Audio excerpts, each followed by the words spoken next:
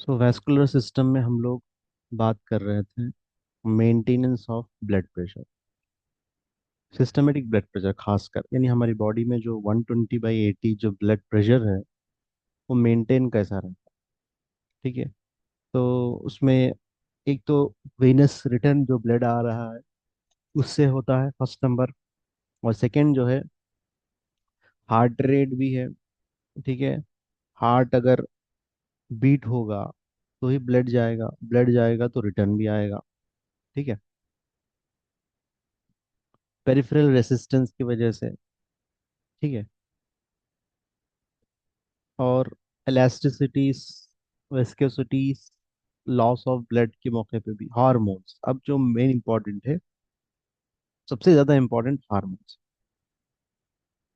ठीक है। यहाँ पे आप डायग्राम दे सकते हैं कौन से ऑर्गन्स हार्ट रेट को मेंटेन करने में इंपॉर्टेंट है।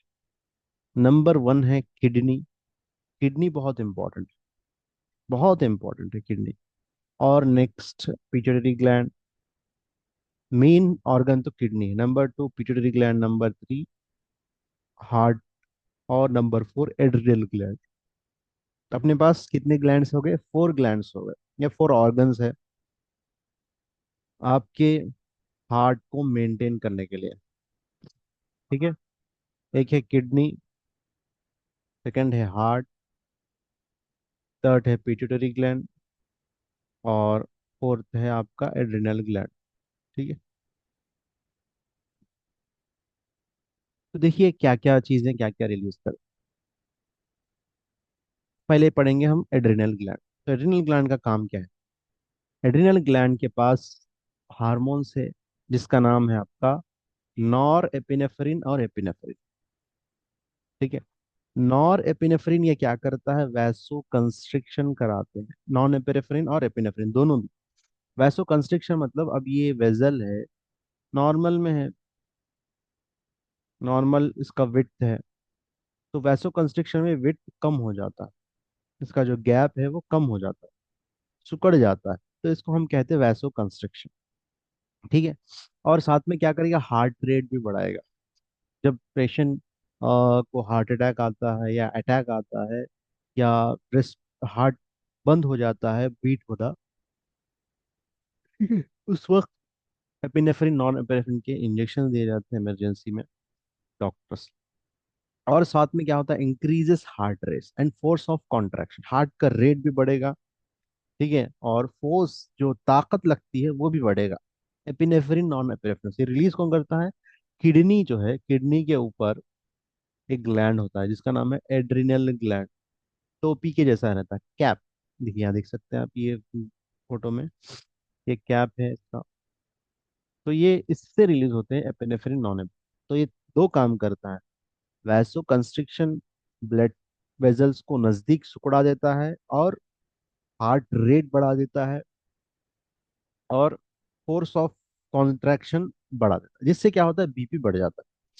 ठीक है। तो पहला फंक्शन, पहला ऐसा काम करेगा। दूसरा कैसा काम करेगा? देखिए यही एड्रिनल ग्लैंड एल्डोस्टेरोन, यानी जब भी बीपी कम होगा तो ये प्रोसीजर स्टार्ट। उसके बाद एल्डोस्टेरोन होता है एड्रिनल ग्लैंड। ये क्या करता है? देखिए एल्डोस्टेरोन जब नॉर्मल में रहता है तो ठीक है, जब ये लेवल बढ़ जाता है, कब? जब बीपी कम हो। ठीक है। एल्डोस्टेरोन जैसा ही रिलीज होगा तो किडनी क्या करेगा? Increases reabsorption of sodium.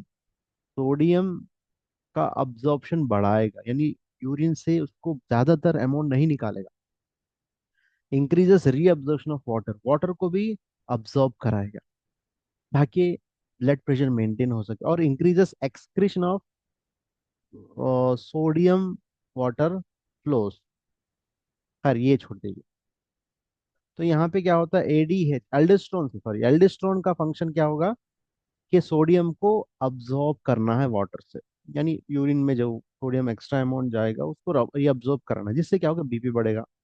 अभी ये भी मैकेनिज्म फेल हो गया। एड्रिनल ग्लैंड फंक्शन करेगा। एड्रिनल ग्लैंड से एपिनेफ्रिन है, नॉन एपिनेफ्रिन है, एल्डोस्टेरॉन। ठीक है। ये फंक्शन भी काम नहीं करे तो pituitary pituitary ADH anti diuretic hormone है, यानी वाटर ज्यादा रीअब्जॉर्ब होने नहीं देगा, का काम है। लेकिन ये क्या करेगा, रीअब्जॉर्ब कराएगा। ADH, ADH anti diuretic hormone, ठीक है। ये जब भी निकलेगा तो वाटर को रीअब्जॉर्ब कराने में मदद करेगा। एएनपी ऑलरेडी हमने पढ़ा था, एएनपी ये वेंट्रिकल से रिलीज होगा। तो जब भी बीपी लो होगा, हार्ट से रिलीज होगा ये हार्मोन। तो जब भी रिलीज होगा तो सोडियम और वाटर दोनों को एक्सक्रीट करेगा, यानी बीपी बढ़ने के वक्त ये हेल्प करेगा, जिससे बीपी नॉर्मल में आ जाएगा, ठीक है। यानी एड्रिनल ग्लैंड में आपके पास एपिनेफ्रिन है, नॉन एपिनेफ्रिन है, एल्डोस्टेरोन है। पिट्यूटरी ग्लैंड के पास एडीएच है, और हार्ट के पास एएनपी, ठीक है। तो इससे आपको बहुत इंपॉर्टेंट है, तो किडनी यहाँ पे इंपॉर्टेंट रोल प्ले कर रहा है दूसरे ऑर्गन के साथ, ठीक है। तो इतने चीजें जब होंगी तो बॉडी के अंदर क्या होगा, बीपी मेंटेन रहेगा,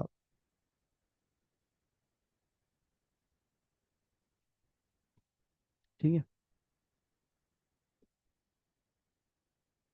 तो इसमें अगर कुछ डाउट है तो आप लोग पूछ सकते हैं।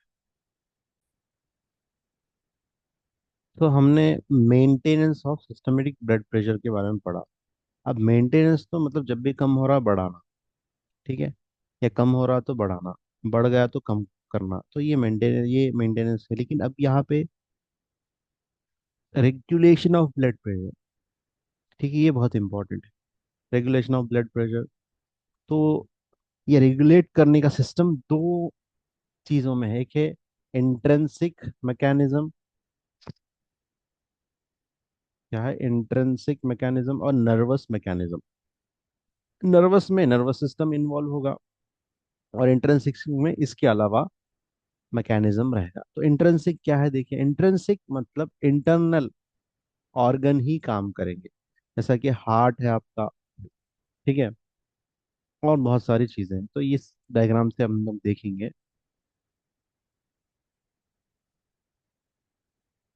तो देखिए, ये डायग्राम समझ तो आप इजीली समझ जाए। देखिए, जब भी बीपी डिक्रीज हो जाता,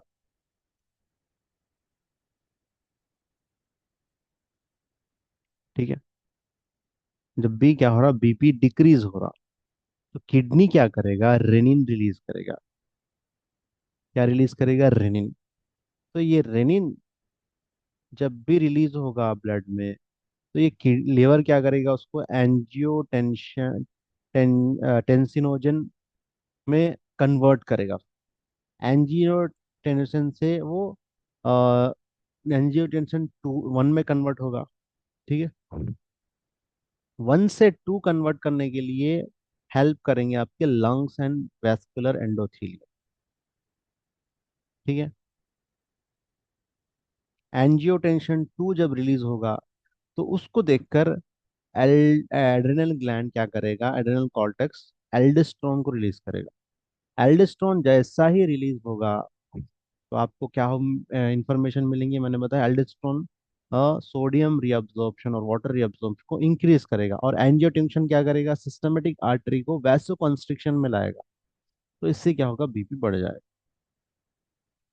ठीक है। तो ये पैथवे है, बीपी जब भी बढ़ जाए, बीपी कम होने का तो कम बीपी बढ़ाने के लिए, ठीक है। अब इसका उल्टा है, सेम, इसका उल्टा देख सकते हैं आप। अगर बीपी लो हो गया तो बढ़ाने के लिए, मोस्टली लो हो जाता है बीपी, कम बढ़ गया तो उसको कम करना बहुत, थोड़ा बहुत कर सकते हैं, ठीक है। जैसा कि हार्मोन्स में हमने पढ़ा था, एडीएच एंटी डाययूरेटिक हार्मोन, ठीक है, उसके जरिए से कर सकते हैं। तो यहाँ पे बीपी बढ़ गया आपका, तो किडनी, बीपी लो हो गया तो किडनी ने क्या किया, रेनिन को रिलीज किया। रेनिन एक हार्मोन है, जैसा ही रिलीज होगा लिवर क्या करेगा, उसको एंजियोटेंशन वन में कन्वर्ट करेगा। एंजियोटेंशन वन टू टू कौन कन्वर्ट करेगा, हाँ, लंग्स के पास जो एंजाइम्स है वो। जैसा ही एंजियोटेंशन टू होगा, आर्टरीज आपके कंस्ट्रिक्ट हो जाएंगे, सिकुड़ जाएंगे। एंजियोटेंशन टू को एल्डोस्टेरोन एक्टिवेट हो जाएगा देखकर कि भाई अब कुछ इमरजेंसी आ गई है, बीपी लो हो गया है, मुझे जाकर काम करना है। तो वैसे रिलीज होगा तो सोडियम और वाटर रीअब्सॉर्प्शन बढ़ जाएगा, यानी अब यूरिनेशन ज्यादा नहीं बनेगा, बल्कि उस वाटर को इस्तेमाल में लाया जाएगा। तो इससे क्या होगा, बीपी बढ़ जाएगा। तो इसको कहते हैं रेनिन एंजियोटेंशन मैकेनिज्म। ठीक है, तो बहुत इंपॉर्टेंट है। तो यहाँ पे भी आपको देखे हैं और अकॉर्डिंग टू इसमें लिखे हुआ है, हम लोग उसको समझ सकते हैं। ठीक है, तो किडनी प्लेस इंपॉर्टेंट रोल, मैंने बताया था।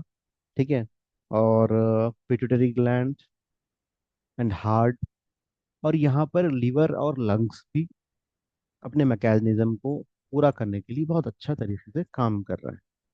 तो ये बहुत इंपॉर्टेंट चार्ट है।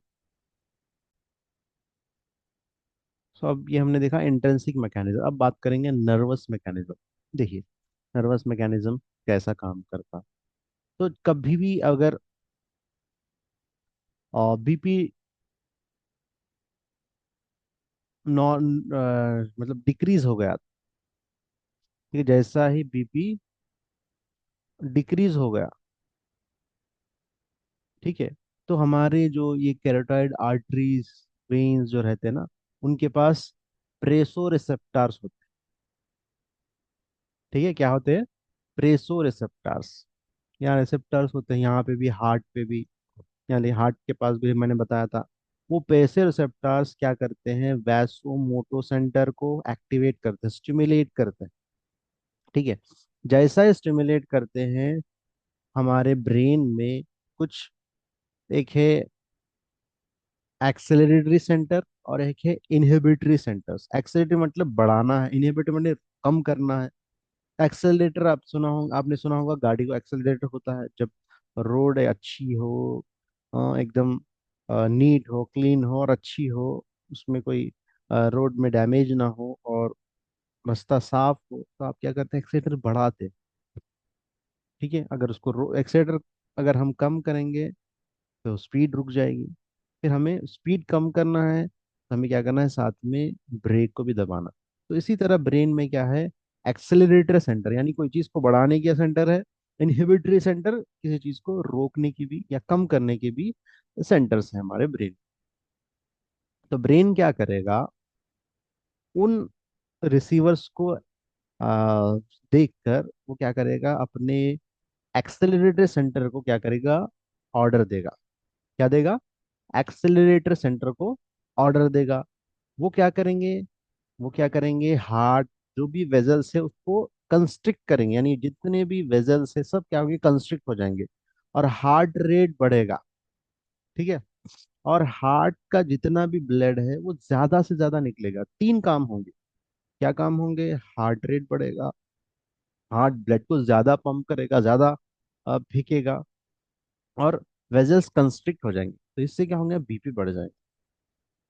ठीक है, ये डायरेक्ट हार्ट पे और डायरेक्ट वेजल्स पे काम करे क्योंकि इनके अंदर कंट्रोल है। अगर बीपी बढ़ जाए तो क्या होगा, देखिए सेम फंक्शन। अगर बीपी बढ़ जाए तो हमारा बीपी जैसा बढ़ेगा, ब्रेन, सॉरी यहाँ पे कैरोटाइड और हार्ट के पास प्रेसो रिसेप्टर्स होते हैं, वो जैसा ही एक्टिवेट होंगे, वो एक्टिवेट करके किसको सिग्नल देंगे, इनहिबिटरी सेंटर को। हमारे ब्रेन में इनहिबिटरी सेंटर्स होते हैं, वो एक्टिवेट होके वो क्या करेंगे, वेजल्स को डायलेट करेंगे, फैलाएंगे। अगर कंस्ट्रिक्ट करेंगे तो बीपी बढ़ जाएगा, तो वो डायलेट फैल जाएंगे तो बीपी नॉर्मल होगा। और हार्ट रेट को कम करेंगे, और ब्लड जितना फ्लो से जा रहा है वो फ्लो को भी कम करेंगे। ठीक है, तो इतना काम होगा जब जाके बीपी नॉर्मल हो जाएगा। ठीक है, तो ये एक बार फिर से देखिए आप लोग, मैं आपको समझाऊंगा। ठीक है, तो मान लीजिए बीपी किसी का लो हो गया। लो बीपी हमारे हार्ट के पास और यहाँ पे कैरोटाइड आर्टरीज, वेन्स मैंने बताया था। ठीक है, उनके पास पैसो रिसेप्टार्स होते हैं। ठीक है, क्या होते हैं, पैसो रिसेप्टार। ये रिसेप्टार्स का काम क्या है, ये लोग इधर से उधर चलते फिरते रहते हैं। ये देखते हैं हार्ट रेट कितना है, बीपी कितना है। इनको कोई बताने की जरूरत नहीं है, ऐसा आप कैलकुलेट करके इनको आइडिया हो जाता है, इनको मालूम रहता है, क्योंकि इनका काम ही क्या है, ये मेंटेन इसको देखना। जैसा ही हार्ट रेट, बीपी, ये सब, खासकर बीपी लो हो जाए, तो ये जाके फौरन ब्रेन को सिग्नल देंगे, ब्रेन में सिग्नल जाएंगे, खासकर मेडुला आपका है, पॉन्स है, इनको जाके सिग्नल देंगे। इनको सिग्नल जैसा ही मिलेगा, सेरेबल, ठीक है, इनको सिग्नल देंगे। सिग्नल जैसा ही मिलेगा, ये क्या करेंगे, क्योंकि बीपी लो हो गया है तो बढ़ाना है, तो एक्सेलरेटरी सेंटर्स को एक्टिवेट करेंगे। एक्सेलरेटरी सेंटर जैसा ही एक्टिवेट होंगे, दो काम होंगे। एक तो ब्लड वेजल्स जो है कंस्ट्रिक्ट हो जाएंगे, कंस्ट्रिक्ट ब्लड वेजल्स। नेक्स्ट क्या होगा, बहुत इंपॉर्टेंट, आपका हार्ट रेट बढ़ेगा। थर्ड है कार्डियक आउटपुट बढ़ेगा, क्योंकि ज्यादा ब्लड जाएगा तो तभी जाके बीपी बढ़ेगा ना, कार्डियक आउटपुट बढ़ेगा। तो ये ब्रेन इस तरह हेल्प करता है बीपी को बढ़ाने के लिए, बीपी को बढ़ाने, अगर बीपी बहुत ज्यादा हो गया, नॉर्मल रेंज से हाई हो गया, 140, 135 वगैरह वगैरह, तो जैसा ही बीपी हाई होगा, पैसो रिसेप्टर्स आपके पास है, वो ब्रेन को इंफॉर्मेशन देंगे वैसोमोस्टार को, कि आप कुछ एक्शन लीजिए। तो वो एक्शन क्या लेंगे, हार्ट रेट को कम करेंगे, कार्डियक आउटपुट जो ज्यादा जा रहा था उसको कम करेंगे, और वेजल्स जो डायलेट हो रहे थे वो कंस्ट्रिक्ट नहीं हो, कंस्ट्रिक्ट हो गए थे, वो डायलेट हो जाए, जिसकी वजह से आपका बीपी नॉर्मलाइज हो जाएगा। तो ये हमारे लिए बहुत इंपॉर्टेंट, हमारे लिए हार्मोन जरूरी है। ठीक है, ठीक है, हमारे लिए हार्मोन जरूरी है, खासकर जो एड्रिनल ग्लैंड में नॉन एपिनेफ्रिन, एपिनेफ्रिन, एल्डोस्टेरॉन, ठीक है, और एंटी डाययूरेटिक हार्मोन ए, बीपी, ठीक है, ये इंपॉर्टेंट है हार्मोन्स में, वेरी इंपॉर्टेंट। नेक्स्ट आपको जो इम्पोर्टेंट है वो है इंट्रिंसिक फैक्टर, उसमें रेनिन है। रेनिन से एंजियोटिको टिंकन, उसको कन्वर्ट है एंजियोटिको वन में, एंजियोटेंशन, एंजियोटेंशन टू में कन्वर्ट होगा, लंग्स कम कन्वर्ट करेंगे, एंजियोटेंशन में कन्वर्ट करने वाले लिवर है, टू कन्वर्ट करने वाले लंग्स है। एंजियोटेंशन टू जैसा ही होगा, दो चीजें होंगी, एक एल्डोस्टेरोन रिलीज होगा और एक हार्ट रेट बढ़ेगा, ठीक है, और सोडियम अब्जॉर्प्शन बढ़ जाएगा, सोडियम एंड वाटर अब्जॉर्प्शन, तो फोर्स ऑफ कॉन्ट्रैक्ट भी बढ़ जाएगा। तो इंट्रिंसिक फैक्टर। नेक्स्ट है नर्वस फैक्टर। नर्वस फैक्टर हमने देखा, ब्रेन के अंदर आपके पास दो होंगे, एक है एक्सेलरेटरी सेंटर और एक है इनहिबिटरी सेंटर, जिससे आपका बीपी मेंटेन होगा। तो जब भी बीपी लो होगा तो ऐसे काम करेगा, ज्यादा होगा ऐसे काम करेगा।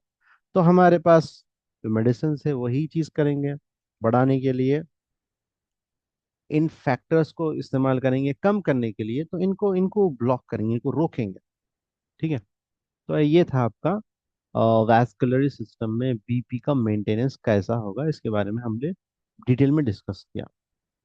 ठीक है, एजिंग एंड वेस्कुलर सिस्टम देखिए, जैसा जैसा एज बढ़ते रहेंगे आपके वेजल्स हार्डनिंग होंगे। अगर ज़्यादा आप कोलेस्ट्रॉल लेंगे, ज़्यादा ऑयली फैटी फूड लेंगे, तो कोलेस्ट्रॉल बॉडी में बढ़ जाएगा, बढ़ने से वेजल्स में वो जमा हो जाएगा, ताकि क्योंकि ब्लड उसमें कंटिन्यूअसली फ्लो हो रहा, इसको हम कहेंगे एथेरोस्क्लेरोसिस। ठीक है, ये एज्ड के साथ में, लेकिन आजकल तो जंक फूड, फास्ट फूड, वो फूड, ये फूड ज़्यादा खाने की वजह से अर्ली कार्डियक अरेस्ट हो रहे हैं। इसकी वजह यही है कि बॉडी के अंदर कोलेस्ट्रॉल लेवल बढ़ जा रहा।